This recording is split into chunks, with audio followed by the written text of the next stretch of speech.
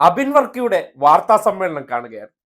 സാധാരണഗതിയിൽ പറയാറുള്ളത് പോലെ ഒരുത്തന്റെ ദുഃഖം കാണുമ്പോൾ നമ്മൾ എന്ത് ചെയ്യാൻ പാടില്ല, അതിൽ സന്തോഷിക്കാൻ പാടില്ല, അല്ലെങ്കിൽ ചിരിക്കാൻ പാടില്ല എന്നുള്ളതൊരു ഹ്യൂമാനിറ്റിയാണ്, മനുഷ്യത്വത്തിന്റെ ഭാഗമാണ്. പക്ഷേ ഇത് കേട്ടാൽ ഒരുത്തന്റെ സങ്കടം നമുക്ക് ഇത്രയും തമാശയായിട്ട് ഈ അടുത്ത കാലത്ത് തോന്നിയിട്ടില്ല. എന്തായാലും അബിൻ വർക്കിയുടെ ഇപ്പോഴത്തെ അവസ്ഥ അദ്ദേഹം തന്നെ വിശദീകരിക്കുമ്പോൾ പെട്ടെന്ന് ഓർമ്മ വന്നത് സവർക്കറിനെ കുറിച്ചാണ്. ഈ സവർക്കറിനെ ആൻഡമാൻ ജയിലിലേക്ക് ബ്രിട്ടീഷുകാർ നാടുകടത്തിയ ഒരു കാലം ഉണ്ടായിരുന്നു, ഓർമ്മയുണ്ടല്ലോ. അവിടെ പോയതിനു ശേഷം എന്താണ് ചെയ്തത്?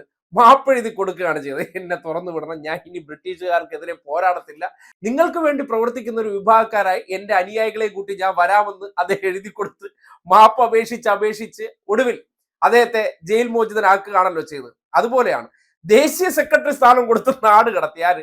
മാങ്ങാണ്ടിയെ കൂടെ. ഇവ ഇവിടെ നിന്ന നമുക്ക് വലിയ വെല്ലുവിളിയാണ്.